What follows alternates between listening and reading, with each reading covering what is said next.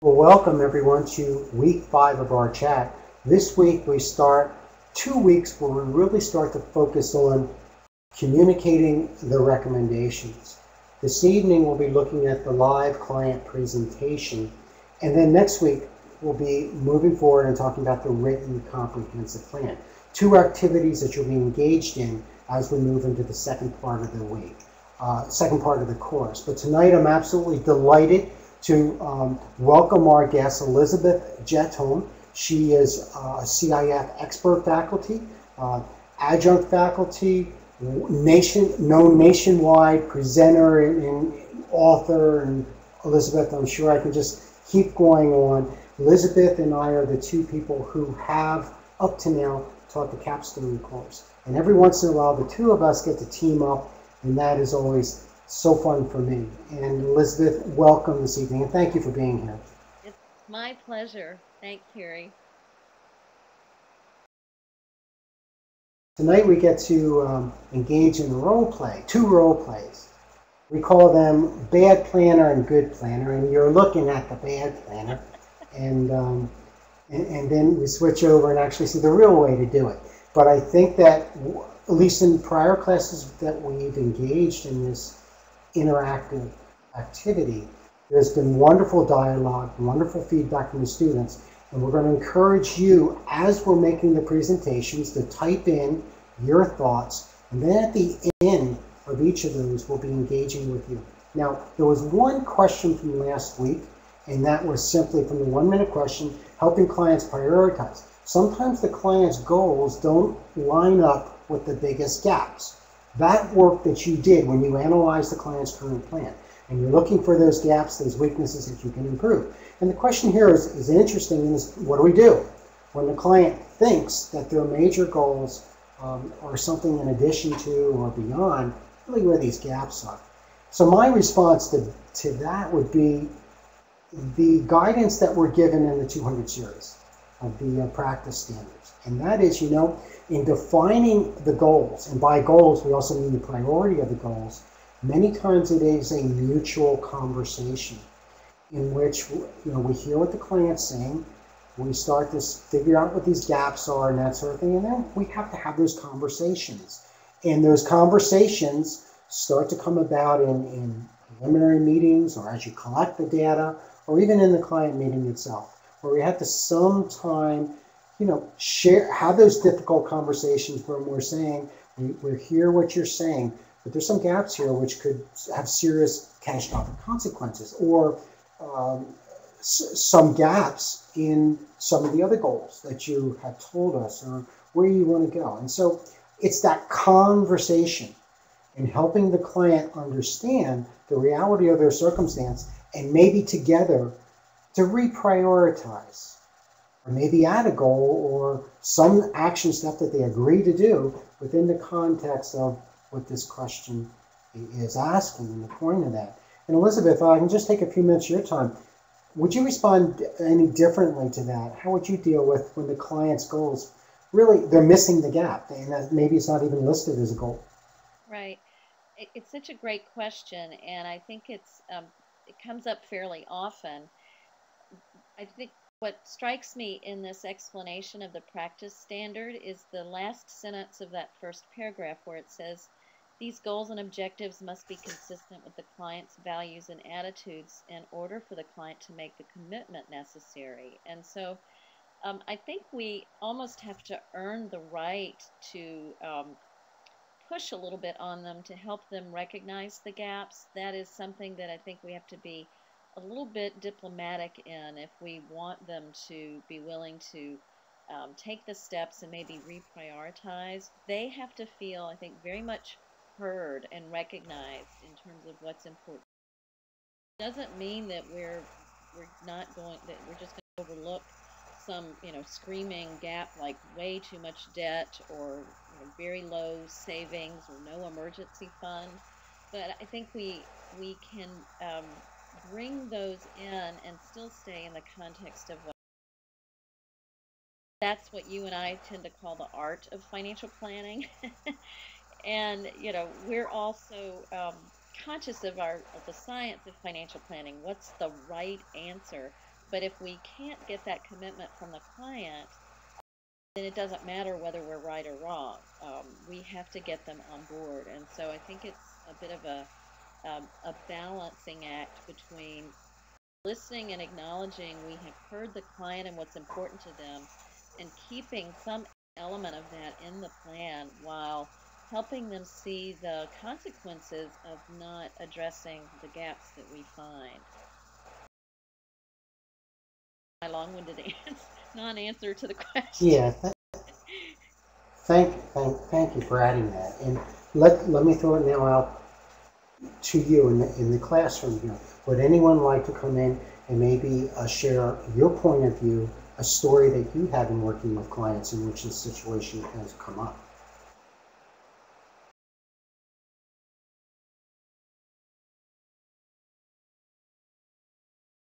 Okay, well, we'll move on then. Tonight, I guarantee you'll have more than one opportunity to engage as we go around.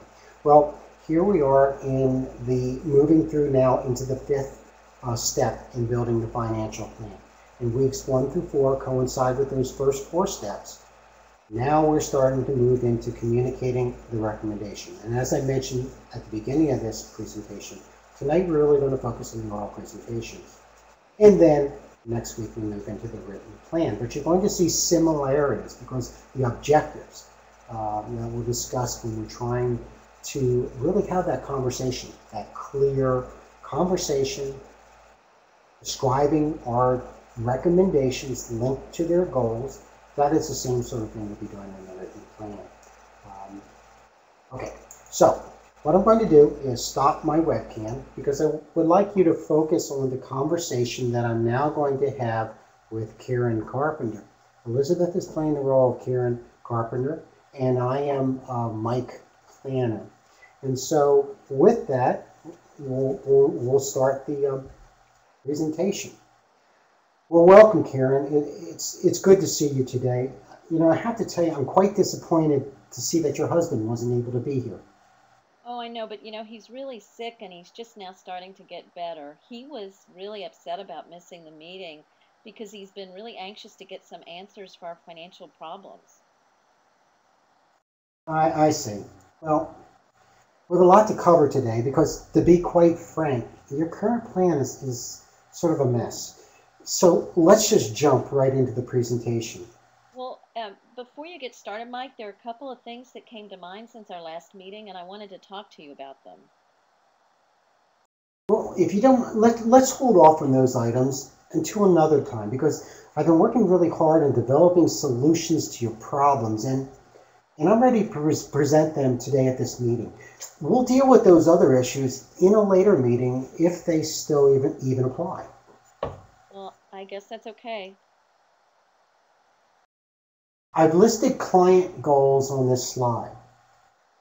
As shown, you know, you've asked me to help you plan for your kids' education, get your budget in order, devise a retirement strategy, and review your insurance coverage. Not all of your goals are achievable based on your current situation, but you know, I've been able to develop some planning strategies that will move you in the right direction. So let's just jump right into the funding of your child's education. Oh, good. My husband and I are very committed to providing Jake a quality education. He's really a focused student, and I think he'll make it into a major private university. Yeah, unfortunately, you didn't do much to make that happen up to now. The good news is that I've identified a solution. Send your child, you said his name's Jake, right? Right. To a local public college and fund 50% of the cost. He can work in a university work-study program. It builds character. That's what my parents did for me, and I turned out fine. But we really wanted to give him an opportunity to have a quality education. That's something Joe and I never had. It's really important to us. Well, you know, with only 5 years to go, there isn't time enough to build up a large enough account. Unless you and your husband want to take on a second job or expect an inheritance real soon. As you see, the current cost of education in a public university is $18,900, and $30 in today's dollars. Inflating that figure by 6.6% annual growth rate assumption, you're looking at $24,445 the first year for tuition, room, and board. Inflating each of the subsequent years by 6.6% results in a total cost for tuition, room, and board of about $26,059 the second year, $27,778 the third year, and $29,611 the fourth year. That totals up to $107,894. 4 years just doesn't give you enough time for the compounding to kick in.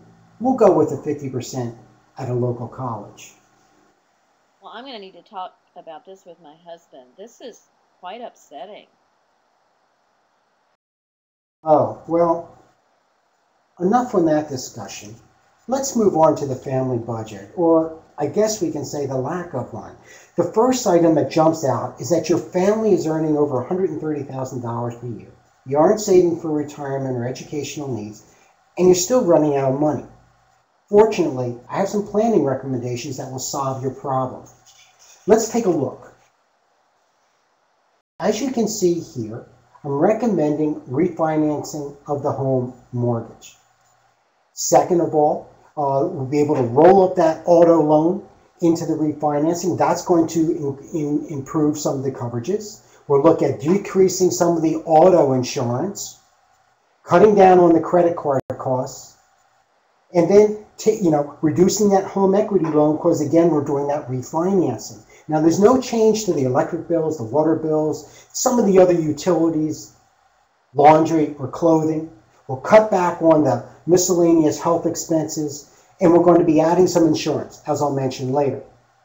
Some of the work we're going to be doing will be cutting back on the federal withholding, the state withholding.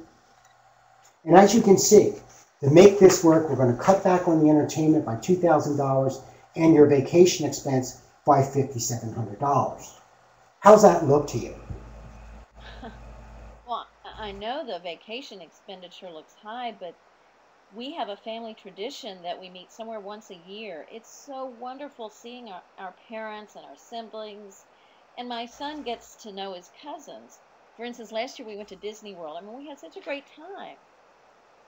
Yeah, I can see what you're saying, but at least you have some good memories from the prior years. Listen, if you want to get serious about helping your son with the college costs and have some sort of lifestyle, when you and your husband are old and frail, you have to forego some of these unnecessary expenses, like the annual expensive vacation. Have you ever thought about using Skype for meeting with your family? It doesn't cost anything. Your son can look at his cousins all day on the computer monitor. Well, Mike, that's not exactly the same thing. Well, it's not all that bad. But let's move on now. Once you cut back on vacation expenses and the unnecessary expenses and refinance the home, we can get your retirement savings going and improve your insurance coverages. I recommend that both of you contribute $5,000 to the IRAs. Purchase a $1.5 million 20-year convertible term policy for your husband, a $1 million 20-year term policy for you, and add disability policies for Joe. Any additional surpluses will be used to add to the retirement or the education accounts. Any questions on this? Can we afford to buy those life insurance policies? Do we really need that much? Yes, like I told you, after you cut back on the unnecessary expenditures, you can purchase the recommended insurance. And yes, you need that much. As a financial planning professional, I have the sophisticated software to calculate your insurance needs. And that's the amount required. Well, can you explain what you mean by that 70% income replacement benefit? Unfortunately, we're running out of time. You can read about that in my written plan, which you'll take home with you today. Let's move forward to summarize the actions that you will be responsible for. Here's the action list that I put together. 1. Open a 529 saving plan with a custodian. Review the investment options and contribute to the account by the end of the month. Meet with a mortgage broker to refinance the home mortgage, the home equity line of credit, and the current outstanding loan balance. Cut back on the vacation and entertainment spending. The maximum allowance for the year is $9,900. Both of you need to contribute to a traditional IRA account by April 15th of next year. Meet with your insurance agent in the near future and purchase a 20-year term convertible life insurance policy of $1.5 million and a $1 million policy for you with an annual premium of around $370. Meet with your insurance agent and purchase an individual disability insurance policy for your husband that will replace 70% of pre-disability insurance or pre-disability income. And make a follow-up financial planning appointment at least within the year. Are you ready to move forward in implementing this plan? It just seems like quite a lot. Yes, you know, many clients fail to follow through on all my recommendations, and then they wonder why they don't reach their goals. That's why you and your husband should consider hiring me to do that work for you. Should we set up an appointment for the two of you to come back to sign the contract? Or would you like to take it home with you and mail it back to me? You know, I really think I'll just have to get back to you about that. Oh, okay. Well, best of luck to you. Goodbye, Karen. Oh. Okay, everybody. It's been quiet. I didn't see any typing going on. So now what we're going to do is pass the microphone, and I'd like to move around the room and have you think about something or some things you would have done differently. And Steve, let's start with you if you don't mind, and let's maybe bring up a couple items that stuck out in your mind.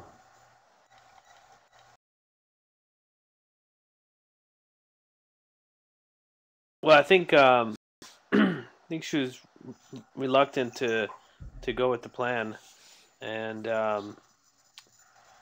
you know, I could see towards the end you just really let her be, and you were calm throughout the whole process. But there are financial planners out there that would take a more aggressive approach into, hey, you really need to do this. Let's move forward. Let's get the ball rolling. These are the recommendations and so forth. I really feel like in this kind of situation, it was like you going to the car dealer. You go in there with a set mind, and the car dealer approaches you, and you're like, yeah, sort of stiffing them, brushing them off. But I think it takes a more aggressive approach by the planner in order to really get them, thinking about the plan. Okay, thanks for your comments, and let's keep going around. Tammy, what are some things there that you saw that really made this not a very good presentation?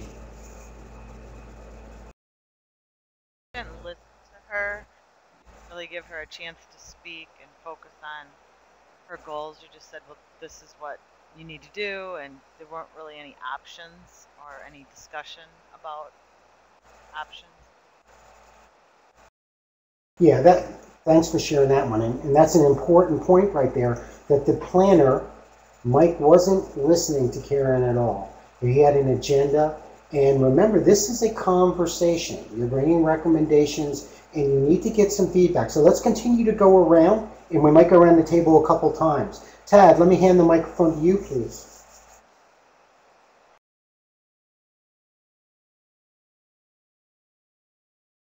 I think the main thing that stuck out to me was that there really wasn't much concern shown for her thoughts or kind of how she was feeling about it. And even in the beginning when she had questions or something that came up, it was just like, we'll deal about that later, and rather than addressing it then. And yeah.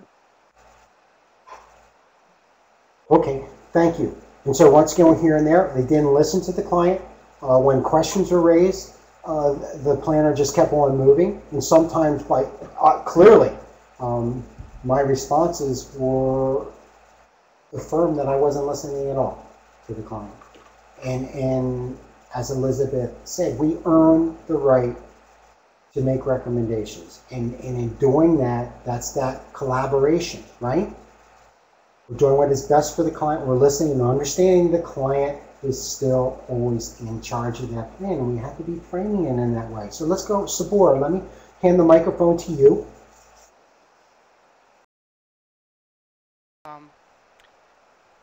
I think, in my view, she is part of a system. By that I mean that she's part of a family.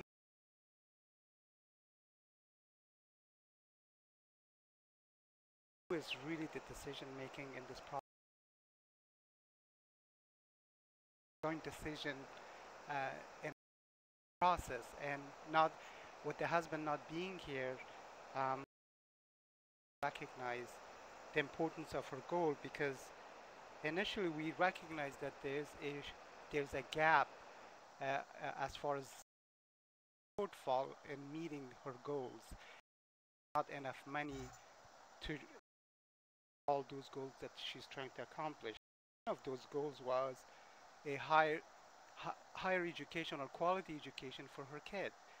And in order to do that, so we need to set the expectation clearly to what is really a high priority here, to limit the vacation or meeting with the family member to a certain limit, to create that education planning for the kid. Is that more important, or meeting with the family?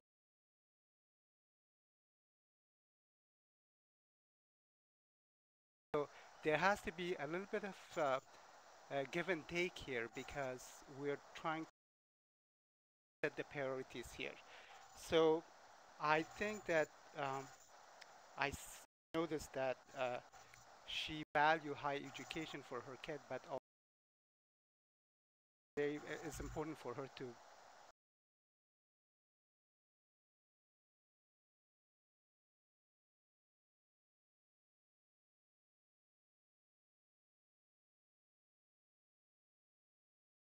Okay, so thank you for these initial comments, and let's move on to Jonathan. Jonathan, let me give you the microphone, please. What did you think about this presentation? And also, is this somebody you'd work with? I agree with a lot of the comments that my fellow classmates have stated. I personally believe at the core of financial planning, the financial planner is charged with or responsible for helping clients and enabling them to live the life that they want to. We are supposed to provide the tools and knowledge that they need to live their life. Mike, the financial planner in this scenario, completely disregarded the Plan E's life goals, what they expected out of life, and completely disregarded that, and that's just wrong. I would not work with Mike based on that fact. Once again, we need to enable and help people reach their goals, not tell them how to live their life, and I think that's what Mike was doing.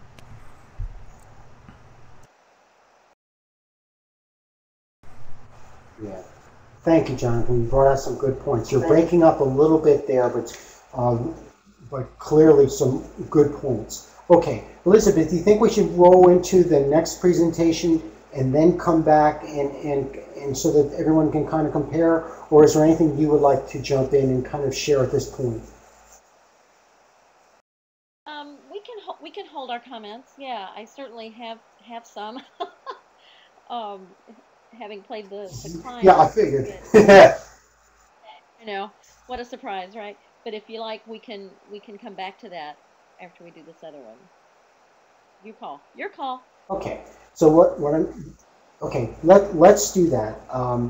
What we'll do, everyone, is this. We're going to then go through the next one, which we call the good planner. And I want you to start noting down the differences.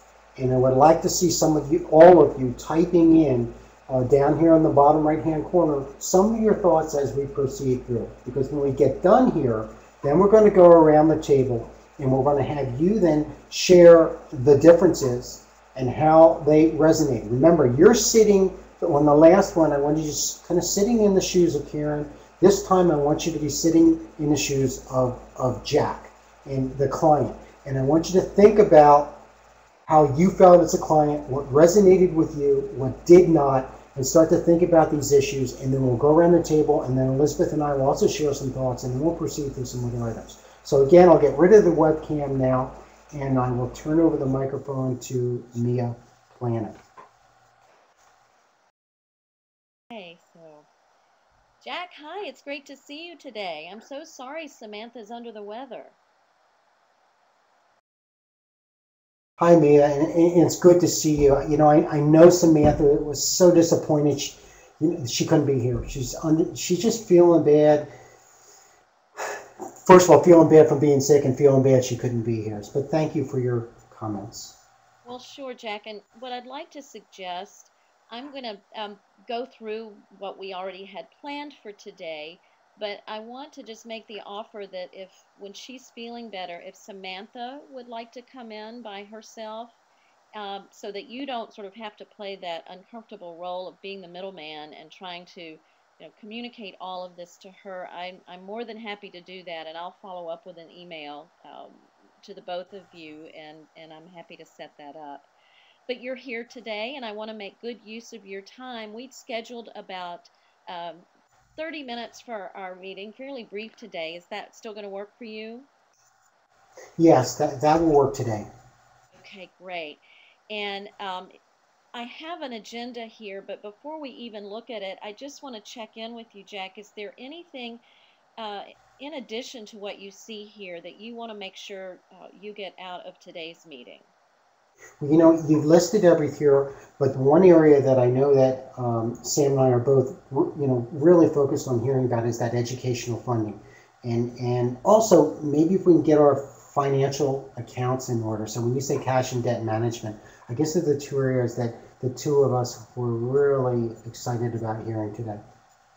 Well, that's great. I know that education for Jake is a priority, and you're right to sort of tie those two because, of course, the inflow and outflow of money is sort of the core aspect to all of these goals. So let's dive in, and if you have questions at any point, you stop me, all right? And I'll make sure to pause now and then and see if. So these are the things that we'll Sure, cover that. today. Oh, go ahead. Oops. Okay. Okay. So let's talk a little bit about what it takes to move towards your goals, and I really we're so on the same page right now, talking about improving your cash flow management, saving for Jake's education, as you just mentioned. But of course, we need to make sure that we are tending the plan for your retirement years for you and Samantha, because there's really only one way to pay for that. It's there aren't loans available as there are for education. So this is something I think is important to consider. And then of course it's important to build a good foundation within this financial plan, and that means making sure that there's nothing uh, there. We address the kinds of risks and uncertainties that could, have a negative impact on all the great work and all the planning that you do. So we want to talk about how can we manage that catastrophic risk that we hope never happens, but we want to plan. So let's begin by talking about the cash and debt management. Um, we have looked over your cash flow and, of course, gotten very familiar with your income. And I didn't want to put a ton of numbers here. We can look at the details if you like. But let's just cut to the chase. There is currently a shortfall in your cash flow of $3,600 a year. Frankly, that's not bad. It's difficult to live within one's means these days. So I actually consider that fairly remarkable. But with our planning suggestions, we can help you turn that into an annual surplus of $26,000. The way we're going to be able to do that is, first of all, to have you refinance your mortgage. You have such an opportunity. You have equity in your home. Interest rates are very low. You have good credit score. You've been at the same job for a long time. I will be happy to introduce you to someone I have worked with for years to help you apply for refinancing, and that's going to make the biggest difference. The three of us had talked before, Jack, about possibly making some adjustments to some of your discretionary spending, and understand that having an annual vacation where you get to meet with your extended family is really important to you. And it's not enough to go to work, come home, eat, and go to bed. We all need to thrive, and we need to have some fun. So I'm leaving that to you and Samantha to really look at what you feel like you can do in these areas and any other areas of expenses without threatening how you feel about your quality of life. But I think overall we can get you to this surplus of $26,000. How does that how does that feel to you? How does that sound? Wow, that's amazing, Mia. You know, Sam and I have been working hard on trying to balance our personal budgets. And this year was, we had a little bit of a shortcoming. So to see this surplus of 26,000, and wow, this is amazing, because we've just been so stressed about figuring out how we were going to finance education and start saving towards retirement. Wow, that's the loan financing, huh? Exactly. Well, and it's a combination of the refinancing and making some proactive choices about some of your discretionary spending. And between the two of those, this is something that you can accomplish. And I will be more than happy to work with the two of you on creating a system that allows you to really track your spending and make sure that this is feasible and doesn't create any discomfort on your. So let's move on. So here is just a simple chart that might give you a better understanding of really what I'm talking about here in a little bit more detail, and what we can do with that newly found surplus in your cash flow. What you'll see is that we will be able to reduce your home mortgage by a couple of $1,000s. When we refinance, we'll be withdrawing some of your equity and paying off your auto loan, so that reduces some of your current spending. We'll pay off your home equity loan. We will be increasing some insurance. That's to address some of those catastrophic risks that we mentioned. Will reduce your federal withholding as well, because you've actually been getting a bit of a refund each year. And I've given you an example of reductions in your entertainment and vacation budget. I want you and Samantha to really take a look at this and make sure you feel comfortable. There might be some other areas of spending that you would prefer to cut, but this is how we arrive at that $26,000 surplus. And what's most important about this slide is these two lines in purple, Jack. What we're able to do is now begin to significantly fund both your financial freedom and the retirement savings, and to begin to aggressively fund future college education for Jake. We don't have a lot of time since he goes to school in about 4 years, so this is really critical to meet your and Samantha's goals. Does this make sense to you? It does. You said that Sam and I can talk about the entertainment and vacation cutbacks. Absolutely. I want to make sure that this is comfortable for you all. It's something we talked about before, but as I said, what I'd like you to try to do is to simply maybe try to find, this is I think about, we're looking at about $7,000, $8,000 reducing your spending. And I'm illustrating it here in the areas of entertainment and vacation. But you and Samantha may decide you would rather try to find that money in a different category. Maybe going out to eat less, reducing clothing budget, something like that. So this is just for illustration purposes, but this is something that the two of you have to feel comfortable with and feel good about in order to implement. Does that make sense? Yeah, it does. And then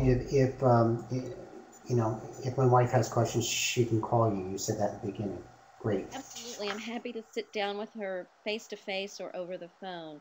The key here, and it's difficult, I think, unless your name is Bill Gates or Warren Buffett. I think most of us find ourselves having to make some choices in how we use our money, how we spend our income.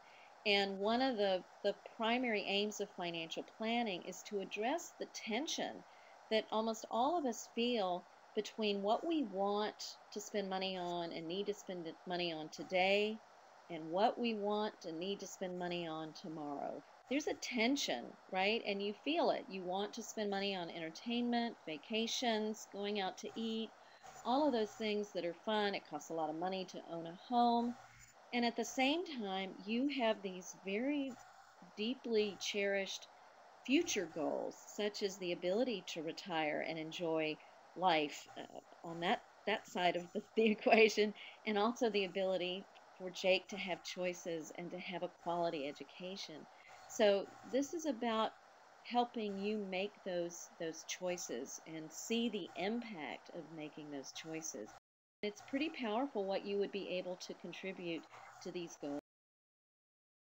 Any other questions about the cash flow? No, I don't have a question. Yes, no. It's just exciting to see the possibility of that income coming from the refinancing, and get some of that debt off our shoulders. I know. You already feel the weight lifting, don't you? And I'm glad to hear you're Yeah. excited about it. So let's, if that's okay, let's move forward and see what else we have in store. Oops. So I wanted to give you a sense of different approaches to funding Jake's education. Um, you know, education has gotten so expensive, and the rate of inflation from one year to the next on the cost of college is much higher than overall inflation that we assume, for things, for other costs of living. Cost of education can often goes up 6% a year or more. What I'm showing you here is just a very general comparison of the differences in the cost of public 2-year education, a public 4-year education, and the cost of providing a private 4-year education over this period of time. So you can see how dramatically a private education has increased in costs between 1978. I don't actually have handy the numbers for the last couple of years. And you can see the great difference, the gap between the cost of a private college and a public education. Pretty significant, isn't it? It sure is. This is a really interesting slide. I know that Samantha and I want to send Jake to the best school that we can, and if that meant a private school in which they really had a wonderful program and something he's interested to, we want to try to do that. I don't know if we have enough money to do that. Does your firm help clients look for maybe scholarships? We can certainly give you some resources. There are other folks in town where that is their specialty. Generally, there will be counselors available at the high school and at the universities that he might be interested in who can also help with that specifically. But I can certainly provide some resources in that area. And we will, of course, revisit this plan each year so that we can see the progress that's being made. Probably what you'll find is that Jake is getting a little bit clearer about what is interesting to him. You'll have a better sense of sort of how he's doing in school. All of that, we'll continue to revisit to see what the options really are as we move forward. But what we want to do right now is get you off to a really strong start in terms of saving so that you have as much opportunity as possible to meet this goal that you hold so close to your heart for Jake's education. So I'm going to go to the next slide, and this was really just to give you a general perspective. So I just want to talk with you a little bit about some of the alternatives, and this only applies if for some reason we're really not able to meet the goal of your funding 100% of a 4-year private education, if that in fact is what Jake wants to do. What we might find is that you will certainly be able to fund a substantial portion if we are able to contribute $14,000 a year over the next 4 years. So that gives you a great head start. And to complete the costs, you might be able to do it through a combination of scholarship, if Jake is able to qualify for scholarship. And certainly he can qualify, I'm going to guess, for work study and apply for loans. And we will certainly help you understand the parameters and requirements for getting college aid, financial aid. The other alternative is to consider your ability to fully fund a 4-year public university education in state. And there are some excellent universities in your state. And what I'd suggest is that you and Samantha might want to schedule an appointment with a counselor at Jake's high school. Begin to do a little bit of research on the in-state colleges, just to begin to get a better sense of what the opportunities are. And the other thing that I would encourage is that you begin to have a conversation with Jake, just sort of asking him what his interests are, if he has any sense of that, and to actually, I would let him know that you are taking this very seriously and really trying to accumulate savings to apply towards his. Good for children to understand that.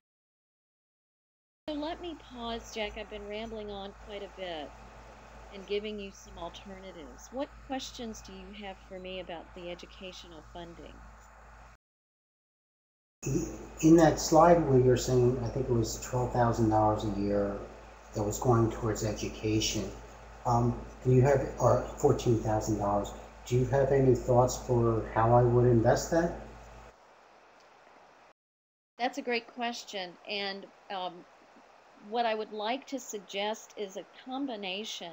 I didn't present a slide on this because I really wanted to sort of keep us at a higher level of conversation for today.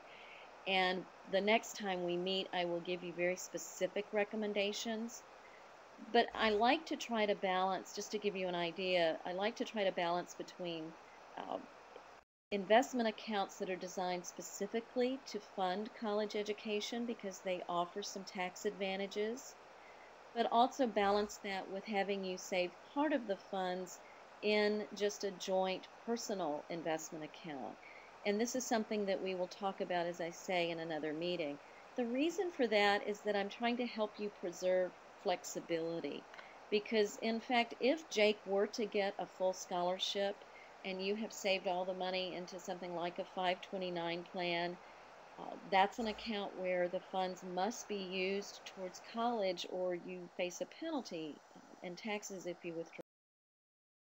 Sort of getting into a little more detail than I planned, but I did want to just let you know that we have been thinking about it and we will present that in detail for you and certainly help you make those decisions and implement it. Step one I felt today was to show you how we could begin this process of funding and find $14,000 a year to contribute and talk a little bit about some of the other alternatives. Next time, get into more detail. Will that work for you? Okay, well, sure, that sounds like a plan, and then that'll be good. The two of us will be here to talk with you. Okay, great. Good, okay. All right. Being conscious of just the limited amount of time you have today, that's really, I wanted to sort of keep it at sort of the 30,000 foot level, but I appreciate your questions, and I'll make sure that in our next meeting all of them are answered. So let's spend a few minutes talking about your retirement planning, or what I like to call your plan for financial freedom. By that I mean the ability to live well and thrive without having to go to work unless you want to. So basically, this is a plan for living, not retiring. It's a plan for doing what you want to do, and if you choose to work, it's only by choice, not by necessity. So that's what I mean by retirement planning. Now, you have a very specific goal. It's your goal, as you've expressed earlier in a meeting, for you to retire when you're 66, and at that point, Samantha will be 65. Is that still what you would most like to do, Jack? Yeah, that's what we're talking about right now. We're still on that page. Great. Okay, then that's what I've assumed. And you had also, from our conversation, we sort of agreed that ideally you would like to have a pre-tax income of $115,000. That's in today's dollars, and we would assume that you would be able to increase that income every year by 3%, which has been more or less the average inflation rate. I want to show you where that money will come from. We're assuming in this scenario that you will begin to take your Social Security when you retire. And that's pretty much will be close to your full retirement age. Between you and Samantha, you'll receive, we estimate, a combined Social Security of $46,000. And we have not inflated that. We're trying to be a little bit conservative and not assume that that amount will go up, given the uncertainty around Social Security. But you did want us to include it. You will also receive a pension, which is wonderful. We don't see those so much anymore. And your pension will be $35,000. And again, we do not assume that that will go up over time, but that will remain at $35,000. Given those two more or less guaranteed sources of income, what that will require is that you withdraw about $34,000 a year in the first year from your investment portfolio. Stop right there and just check in with you and see if you're following along and if those numbers make sense. They make sense. I guess I've been reading the paper and it keeps saying Social Security is not even going to be there. And is that something I better be worried about? You know, I wouldn't say worried. I would say we're all concerned and keeping our eye on it. I would not say that I would agree with those who say there will not be any Social Security. Because you will be retiring relatively soon, I mean, you've still got quite a few years. We have, as I said, frozen Social Security. We're not inflating that number at all. Also discounted it by 20%. We're not assuming that you will get the full Social Security that you're actually probably seeing reported on the annual Social Security statement that you get. So we've tried to be a bit conservative here to account for that uncertainty. But we do believe you will receive Social Security, and we may be being too conservative, but we wanted to address it and show you what it would require of you in terms of savings if this turned out to be how Social Security played out. Does that help with that question? Yes, it does. Okay. Okay. Mm-hmm. Good. And we can always look at it in another way. We can leave it out, but if we leave it out, I think that's a bit unrealistic from our point of view. But the nice thing is we'll be updating your plan every year, so you're not going to go.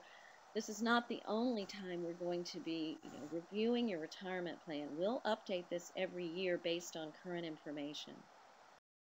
So right now, Jack, you have a current 401k balance of $350,000, which is excellent.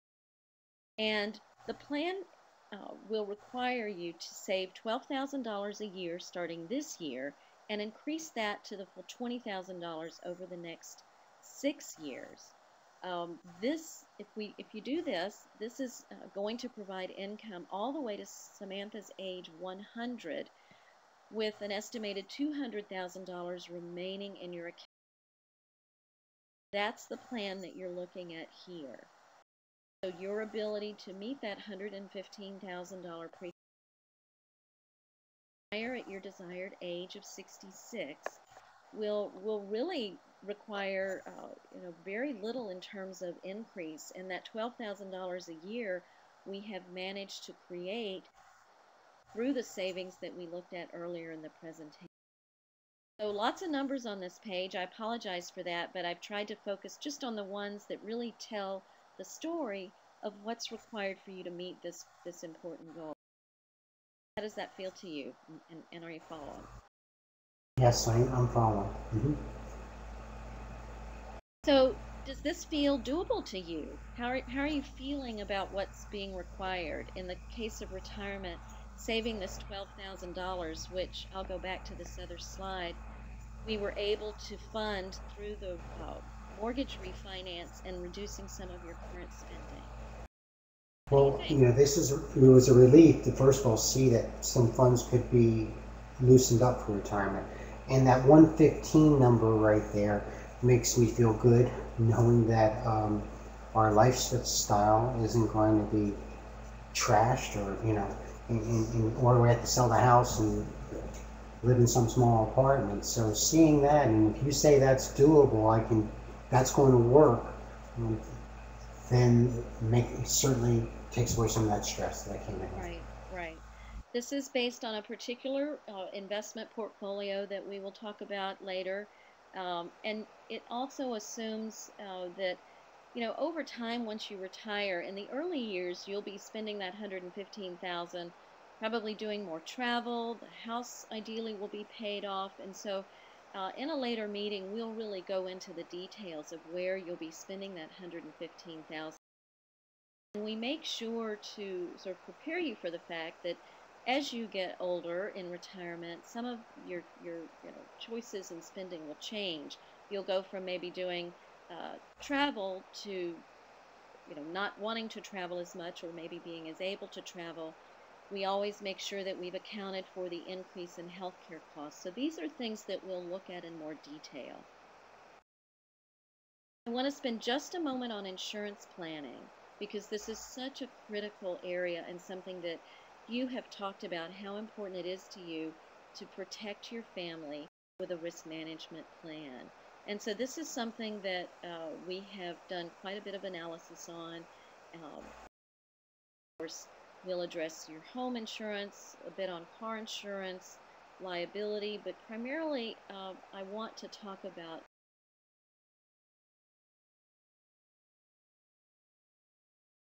I think any death maybe feels premature, but we're talking about if the Mack truck basically hits you tomorrow, we want to make sure that your family will be okay. And I don't mean to be trite, but this is so critical.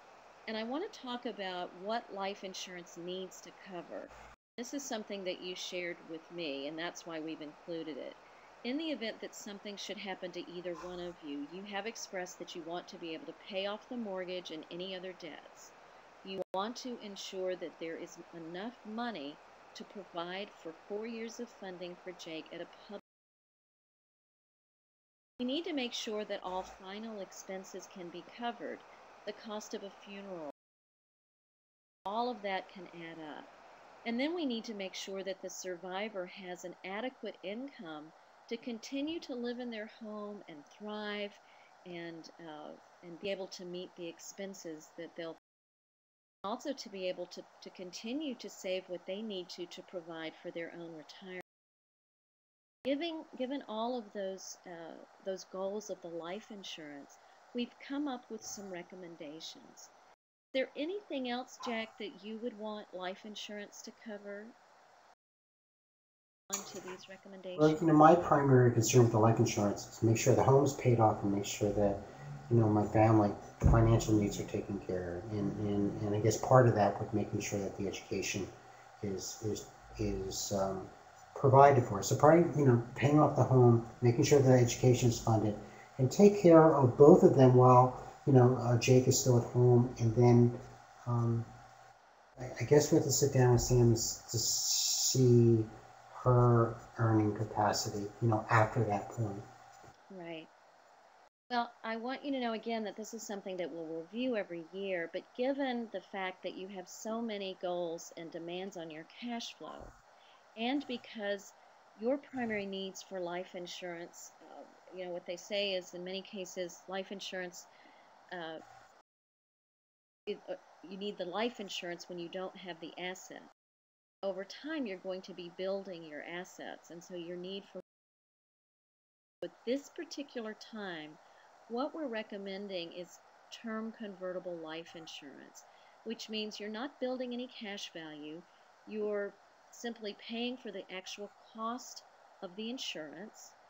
We're looking at a 20-year term policy. This amount of insurance plus the current value of your assets and the income you would have in the event of the loss of this would be adequate if something were to happen literally today. And that's what we have to provide for. Now, the nice thing about the term convertible policy, it can be converted to point down the road. You can afford it more easily, and there becomes do so, and we'll continue to talk about that. But our concern concern right now is to begin to fund your life goals and protect you in the event of death, should that occur much, much, much too soon in your lifetime. We also recommend a long-term disability policy for you, Jack, and I'm going to save going into the details of that for limited time today. So I want to just review what we've talked about today in terms of next steps. We certainly haven't covered everything, all aspects of your financial plan. We haven't discussed how your investments should be set up to meet these goals, how we would invest for your college funding, how we recommend you invest for your retirement plan. We'll save that for our next meeting. Today we've talked about the importance of refinancing your mortgage so that we can find those savings, pay off some of your other debts like the auto loan and the home equity line. This is something that is a real priority, and I will give you the name of a banker that we have used, and of course I would encourage you to talk to your own banker, and we'll be happy to look over any paperwork and any rates and fees that you've been presented with and help you make that decision. Once that's done, we will help you open the 529 savings plan and also a personal joint account to begin saving towards Jake's college funding. And we will talk with you about which 529 plan to use and how to invest for that. That will be at our meeting on July 20th. But I'd like to encourage, again, I will have a conversation with Samantha and go over what we talked about today. And the two of you will want to talk about not just certainly how you manage your entertainment and vacation spending, but also I would encourage you to look over all of your categories of expenses and simply try to come up with those areas that you feel like you can reduce in order to fund your goals and still feel like you're having a thriving life. And then get back to me with that so that I can be your champion and advocate in helping you choices. We'll also help you with your with purchasing your life insurance and disability policy. I will send notes to your insurance agent, and happy to have a phone call with you and your agent. And I'd like to see if we can schedule that before July 27th. And of course, I will send you follow-up meeting notes to this meeting so that if you have any questions that haven't occurred to you today, you can raise them with me and we can go over this in more detail. And then finally, we will have you contributing $6,000 each to your IRA accounts to fulfill that requirement to meet your retirement goals. What I would like to do is have a conversation about that when we meet on July 20th. But our goal is to have you fund that. Actually, you can postpone that. So we have 5 steps. We really have 4 that need to take place ideally sooner rather than later. And I will work with you every step of the way. So are you feeling overwhelmed, Jack, or are you feeling like this is a good start to implementing this plan? How are you feeling? No, I think that these 5 steps are doable, and I also I feel good that you continue to say that you'll be there to assist, right? Absolutely. Every step of the way. And I know that it may feel like we really stayed at the 30,000 foot level today, but I think it's important to sort of move at a pace that you and Samantha can really digest this information. We're asking a lot of you in terms of sort of change of behavior and into your savings and putting new things in place like the insurance. And I will always tell you what I feel the priorities are and be realistic with you in terms of a time frame. But we certainly will help you get through this implementation process. I want to thank you so much for coming in today, Jack, and please send Samantha my best wishes, and I will get an email out to her right away and offer to meet with her, and I will send you follow-up notes to our meeting so that you can look at it with her and have a conversation and get back to me with any questions. So I want to make sure that we covered the things that were most important to you. You mentioned the cash flow and debt management, and you mentioned the education. feel like you have a better understanding of how we're going to try to work towards those goals? Oh yes, not only that, I feel like, our financial house is starting to get in order, and you kind of start to see some of the light. And thank you for your work and for being here with us as we move forward. It's a pleasure. I'm excited for you. I can see that this plan is going to work for you, and I'm so thrilled that you and Samantha are so clear on what your priorities are and what's most important to you. And that's the financial plan that we'll be working on. So let me let you get out of here. I hope you have a great rest of the day, and I will talk with you soon. Okay, see you then. Okay, everybody. Elizabeth, you have a few more moments to hang on. I know you've stayed here a lot longer than tonight. Okay. Thanks so much. Let me do this. Let me direct a couple questions to the students. There's been a lot of dialogue here, a lot of interesting dialogue and such. Let me first of all address this one to Jonathan. Jonathan, how would you summarize the tone of this presentation compared to the first one? So let me give you the microphone.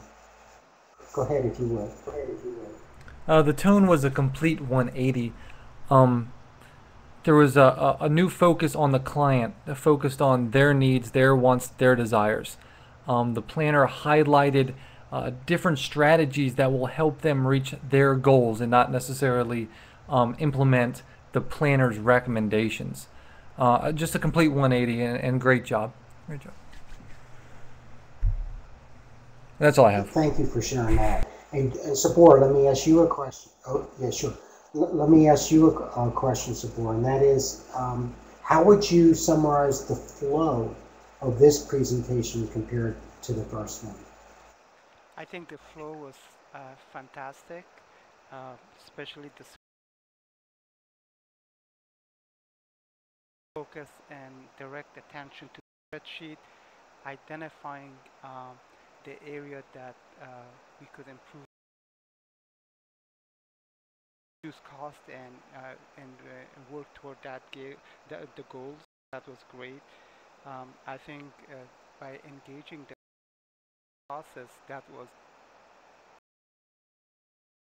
Thank you for sharing that thoughts. Tammy, if I can ask you a quick question, and that is, how would you summarize the relationship that might be developing from a presentation like this, a client-planner relationship, compared to the first one? She talked to him, the client, like she cared and like she wanted to hear his input, and she kept referring to his family as if they were, people that she knows and that she has an interest in, and really listened to what the client had to say in response to. Okay, thanks, Tammy. And now if I can ask Tad. Tad, could you summarize for us the way that the planner either had that conversation, the recommendations versus more of a speech in which you're giving directives? You know what I mean? Can you kind of repeat it? Yeah. How would you summarize the difference between the two presentations in rather of a presenting recommendation, alternatives linked to goals, as opposed to maybe here's the answer set? Okay, yeah. The second one was more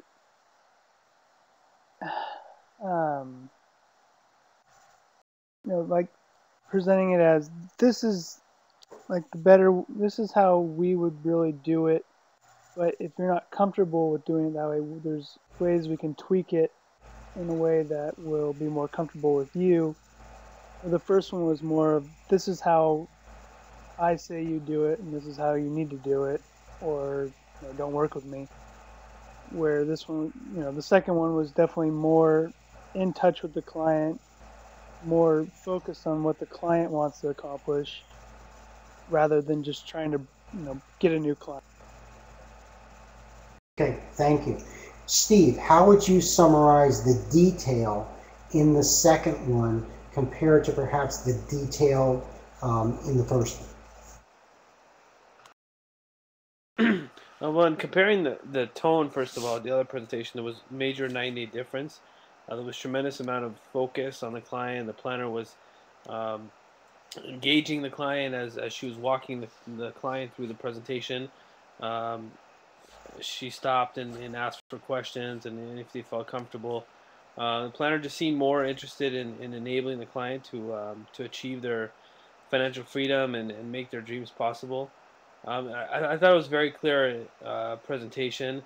Um, it may have gone a little too fast for the client um, because there's just so much information to digest at once. But if you're just asking me to compare this to the first presentation, yeah, it was much much more detailed. It was just a 9-day difference. It was like Jonathan said, a 180. Um, but I also think that they may have gone that this presentation may have been a little too premature. I think there should have been maybe prior discussions where the planner obtained more qualitative data from the client before she presented a final product. I don't know if it was a final product, but you would think that they would come with a final product. Um, There were key pieces that I thought were missing. If you want me to critique it, but overall, I thought it was pretty. Okay, thanks, Steve. We'll keep moving on because I wanted to ask Elizabeth a couple of things and have her go through a few slides with you before she needs to go. Elizabeth, perhaps before you jump into slides or we jump into these slides, I was wondering if you could address that idea of how much detail do we go into when a client in one of these presentations as opposed to the written plan. Right. So I'll give the microphone to you. Sure. And understanding this was a role play, and I would never cover that much information in 30 minutes. If if the client really told me they only had 30 minutes, I would not do that presentation. But for your experience, that's what we wanted to do, and I do think it's important. I'm a believer in setting context and helping the client understand why you're talking about something and what's important about it, and going from general to specific. And a couple of you made good comments on in the chat about things I wasn't saying. I didn't reference the tax ramifications of refinancing or of their IRA, and all of those things are important, and I would certainly go over them, and but I do tend to want to keep things at a fairly basic level and let the client draw out what they want to know in addition. I'm not going to leave out something important like such as the tax impact of a refinance or something like that. I would illustrate that. But in terms of really digging down into minutia and showing them my calculations, I would never do that. If they want to see them, I always would have them available in a client meeting. If I'm working with an engineer or an actuary, they're going to want to see it, and I'm going to have it ready. But for most clients, they want to know, can I meet my goal? How much do I have to save to meet my goal? What am I going to do with the money?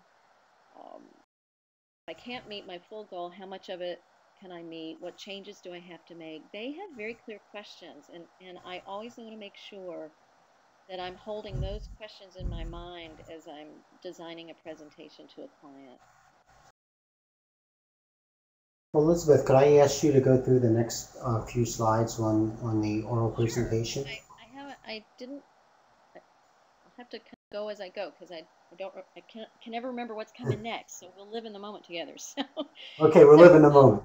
We'll live in the moment. So in an oral presentation, always the client welcome, and Harry's heard me say this a million times. I start with three things, which is to welcome I think right here. There it is. There they are. How is your day going? How much time do you have for our meeting? And before I review our agenda, what do you most want to accomplish and talk about today?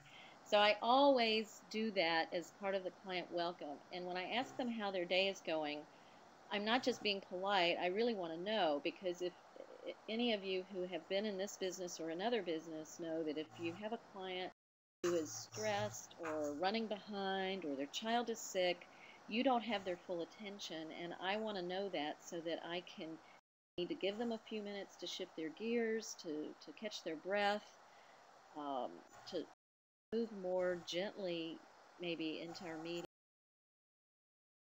The time issue is huge because I don't want to be surprised and I don't want to be seen as not respecting their time.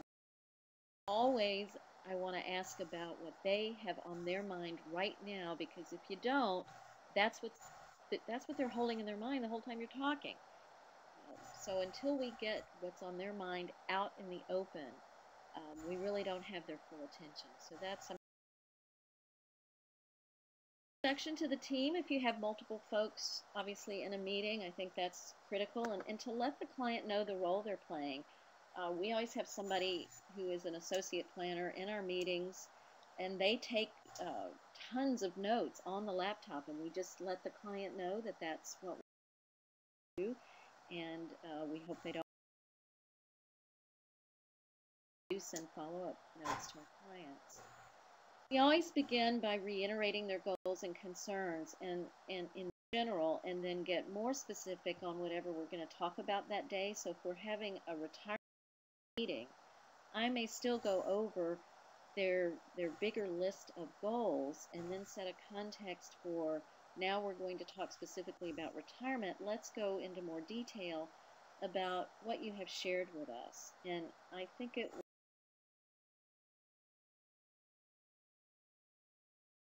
or about going into more discovery.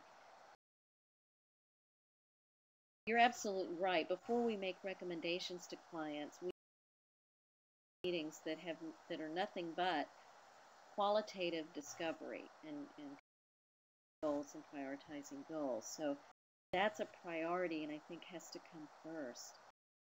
Solutions, I think have to be related to their goals. That's how they want to hear them.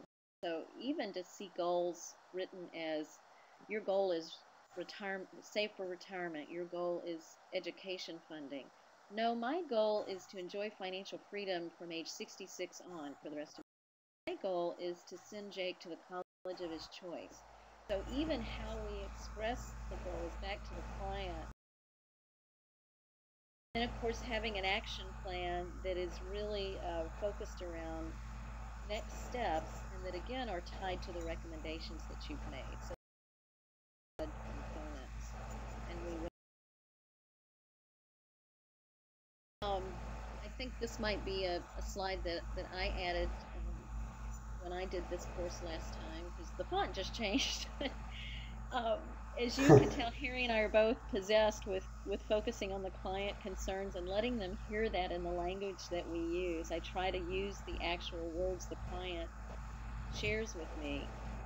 Setting context, I'm going to guess you have an idea of what I mean by that, but let me try to give you an example.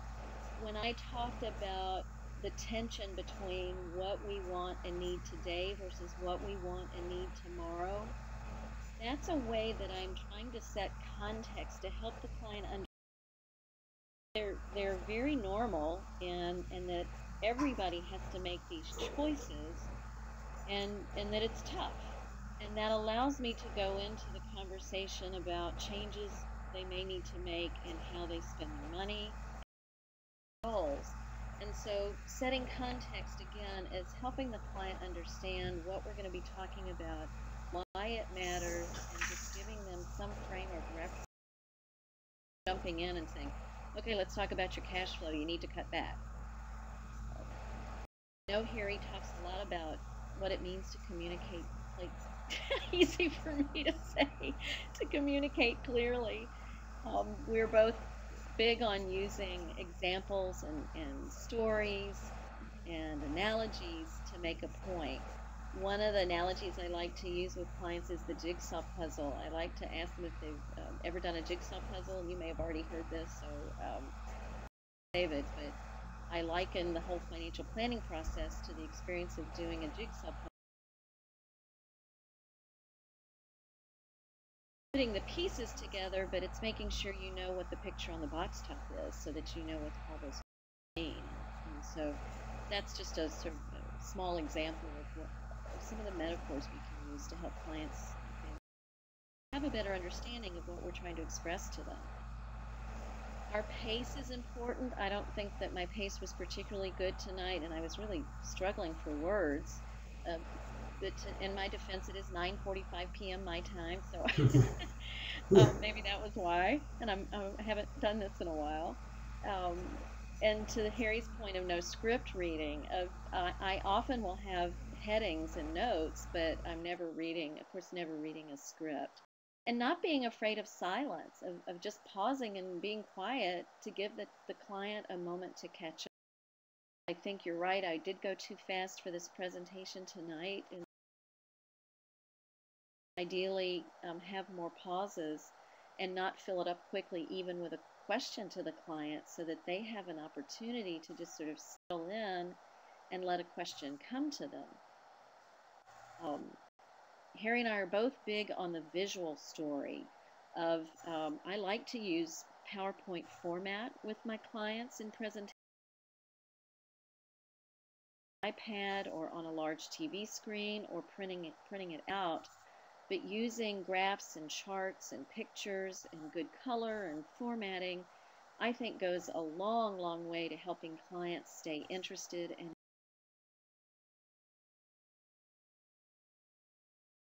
so, Harry, you want to pick it up from there? I sure will. And that's just going along the visuals. And let me start my webcam talking about visuals, right? And so, the slides, the pictures tell 1,000 words. They engage the client. And what was on that prior slide that Elizabeth put together on the art of the oral presentation. Now, right there, all those issues, all those things that make the presentation interesting. The slide presentation simply supports your conversation. We're not going to be there reading slides. And you've probably all seen a situation where someone creates a slide with 70 to 90 words and the eyes glaze over, and it really breaks down the whole deal. Well, where are we going over the next 3 weeks? And let's take a few moments. In week 6, you'll be making a practice presentation, and I'll go over that in a moment. Week 7, you'll be making the formal presentation to the client. You'll be doing some of the things that you're seeing here, the concepts, plus in the pre-recorded lectures, these examples they've been giving to you, and putting together an oral presentation for the client. And in week 7, you'll be making that to a scoring panel, 3 people on the panel. That panel, they are your clients. 2 people on the panel are going to role play the hypothetical clients that you have. So that presentation is made to the client. You'll engage with your clients. In week 8, you'll be living a written plan. Again, that written plan is for, you're going to address that. You're going to write it in a voice, in a tone that's for your client. This is what I would like to see next week. You each won't be making the full presentation like we role played tonight, trying to move very quickly through a lot of material. I'm asking each of you to focus on a specific area, and this is linked to your planning client. So remember last week you said, where should I be in the process? Well, this week you should really be digging into your case client. I'm asking Avani and Becky that they'll be making the first part, which is that welcoming. Like Elizabeth said, asking the questions, finding out where the client is. Do they have the time? Where's their head this morning? Present the agenda, reiterate the goals and concerns. So you are framing the conversation. Steve, I'd like you to focus on the planning area of insurance, right? Where are they now? What's their goal? What are some of the alternatives you think about? And then present your solution, again, linking that to the goal. Jonathan, I'd like you to focus on your client's educational funding. Tammy, the tax planning, and you can read the rest down the line.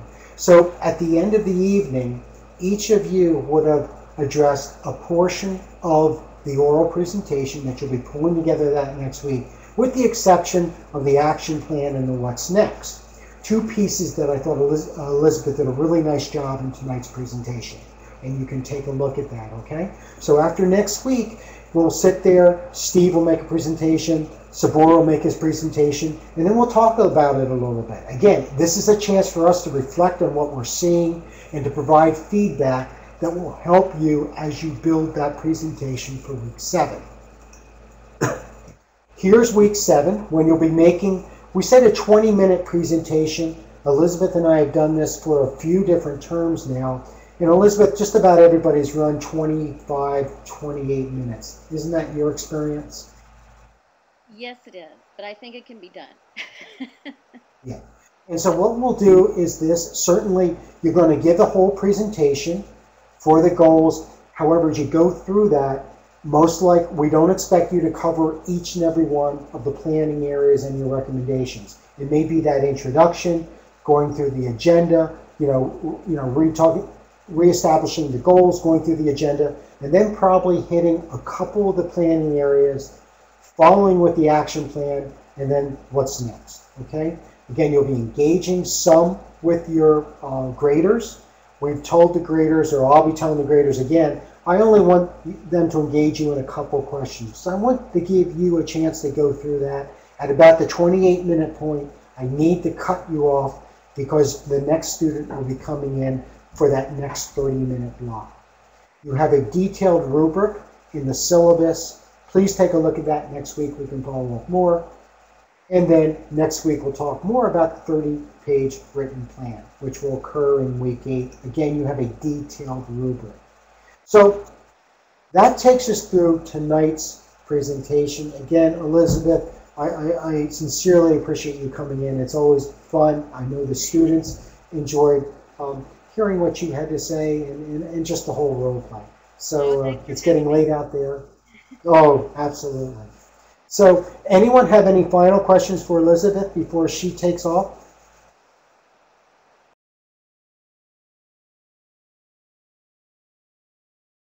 Nope, doesn't look. So you're off the hook, Elizabeth. Thanks a lot. Have a great night. Good success. Bye. Okay. Now, for everyone, do you have any questions of me regarding where we're going specifically next week?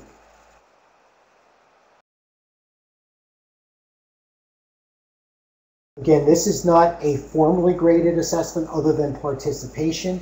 And I asked you to put together a few slides. You'll upload those into next week's classroom, and then I'll pull those over into the chat.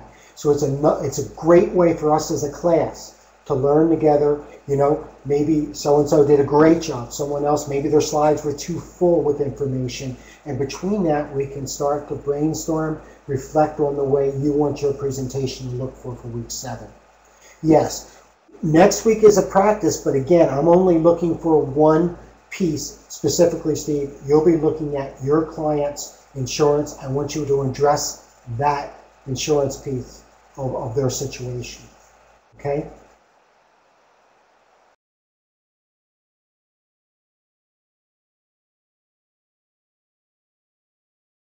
Anyone else have a question about what's going on next week?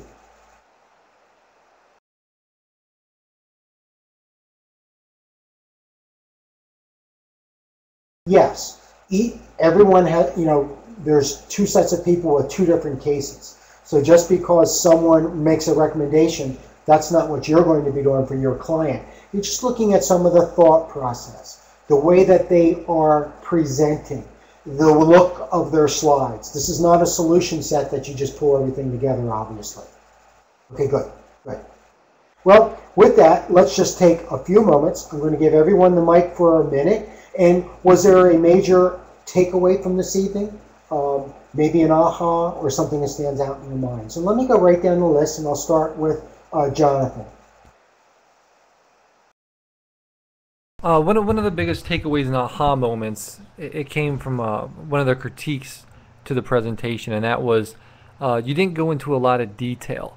And that kind of just sparked something in my head about other professionals. If I'm going to a doctor, for instance, and he tells me these are your symptoms, so I think this is your diagnosis, I'm focused on how the doc can fix me. It's like, look, doc, you don't need to tell me about my blood or my capillaries or anything else. Just tell me how I can get this done and fixed. And I think to that point, we need to kind of focus more on the client and not necessarily the technical details of our recommendations. And that was my biggest takeaway.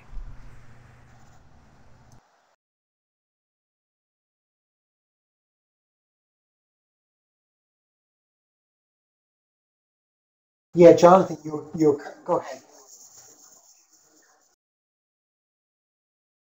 Go ahead. You were cutting out, but you came back in again.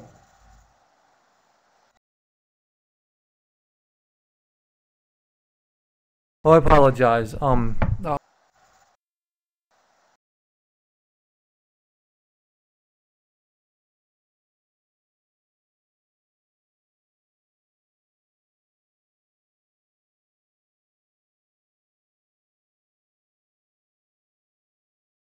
Yeah, I'm sorry.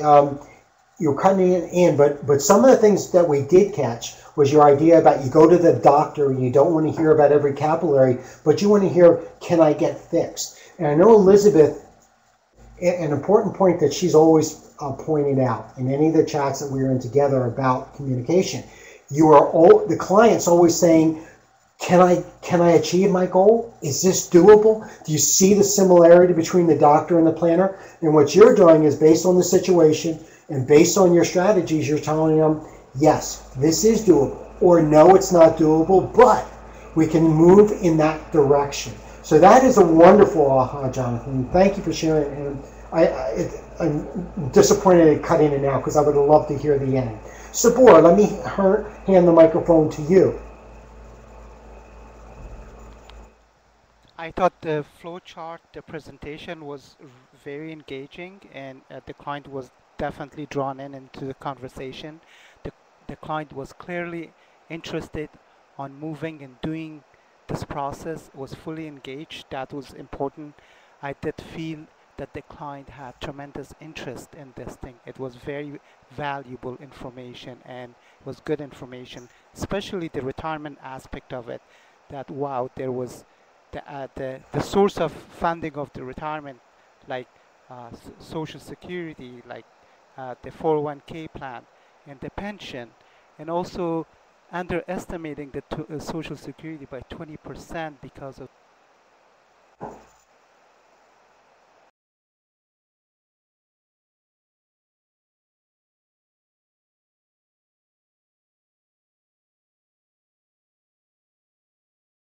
Yeah, thank you for sharing that. And like you said, you heard that message that there was that connection. The planner really cared about the client. It was a partnership. It was a collaboration in which that planner was an advisor. That was a huge difference. When I played the role of Mike in the first one, I knew what I was doing, but I got to tell you, you could hear that I didn't care so much what the person was saying. I've got the solution set for you. You want to achieve it, follow what I said. And that's really not the tone that establishes that long-term relationship, just as Sabor was saying. Sabor, thanks. Steve, let me give the mic to you. And there you go. Yeah, I also thought the same. Sabor had mentioned. I thought what a difference a tone could make in the presentation. Um, there was just like was mentioned, a lot of focus on the client. The planner was engaging the client. She was walking the client through the presentation. She was really catering to the client. And then this, sparked more interest in enabling the client to achieve their goals, make their dreams possible. This also sparked the client to be motivated.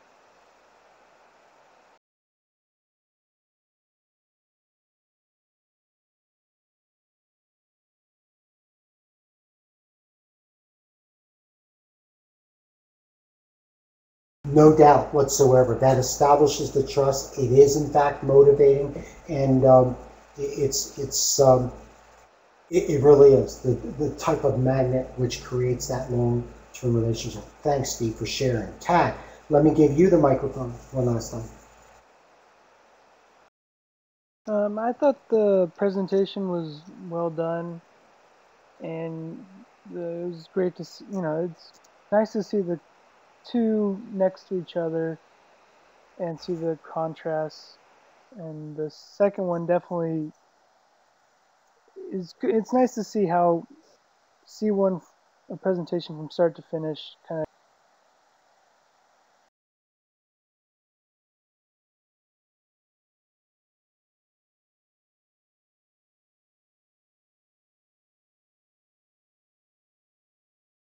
Yeah, thank you. Absolutely. It's that whole flow, like Sabor said, the flow of the presentation.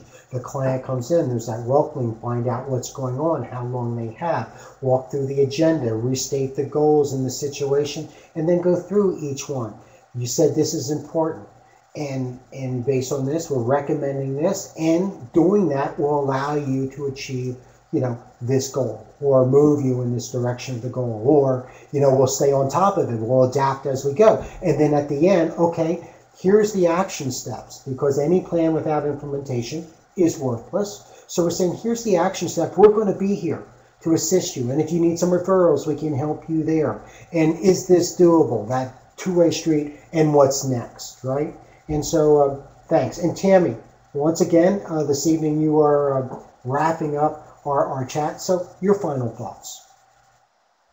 I thought it was helpful, the discussion about how the oral presentation is more brief, not detailed.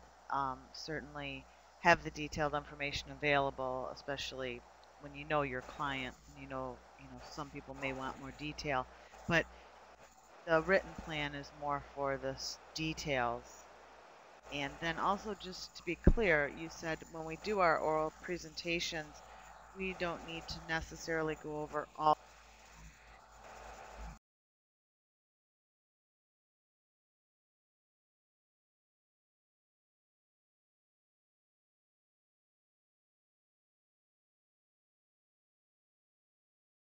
Yes, you will only be going through a few of the sections, but in your oral presentation, which will consist of about, I think, 12 to 15 slides or something like that, you will cover all the areas. But the graders and I both realize that you won't be able to go through all that, because just as we're saying tonight, we're moving too fast. We want you to have time to engage some. So you'll have the whole oral presentation. I'll be taking a look at that, but it's to see that it's there. But yes, in fact, you may end up only getting through a couple of sections. So you have some leeway there, depending how the interaction goes and how you're moving through the presentation. But what I've seen in the past, typically you go through the greeting time, you set up the agenda, you restate the goals, you start to go through a couple sections. As it gets to be about that 22, 23 minute mark, knowing I have to cut you off at about 28 minutes, I will sometimes even have to say to you, we need to move forward now into the action plan. And at that point in time, you start going through the action plan and then what next step. So it's a little flexible, but on average, I see, a couple different periods there. Now, just to restate very quickly what Tammy had said, it's an important point. In the oral presentation, we tend to have to chunk the major data. You saw in one of my slides with Mike, I had all these line items, and we could really get bogged down. In one of them, I had all the details about the cost of the education in every year, and we're inflating it by this, and we're growing here, and there was just too much text, too much detail. The type that you're either going to lose the client's attention because they're trying to read everything, or sometimes some of the data will just the eyes glaze over. That's not what we're trying to achieve. Like Elizabeth said, if you're working with a client who really likes seeing the data, you could have it on the side. But yes, it's in the written plan. And many times in the written plan, it's relegated to the appendices. So even in writing some of the sections, we're chunking the key data. You're refinancing and we're saving this. We're adding this much more, in insurance. So we do think about things like that. So, good. Okay.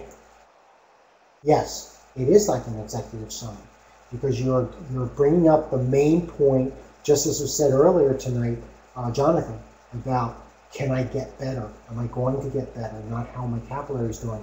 Can I achieve my goals? Is this plan going to allow me to get to where I want to go in the way I want to get there, or at least is it moving me in that direction? So I hope tonight's this discussion certainly gives you momentum as we move into an important area that the CFP board wants to know that you're able to do, and that's how do we present our recommendations to the client in a way that is motivating to them and hopefully will be implemented. Okay, So at this point in time, I will stop. I will stop the recording. I'll hang around for a few minutes. If anyone has any questions, as always, you can certainly email me. Thank you for all your activities.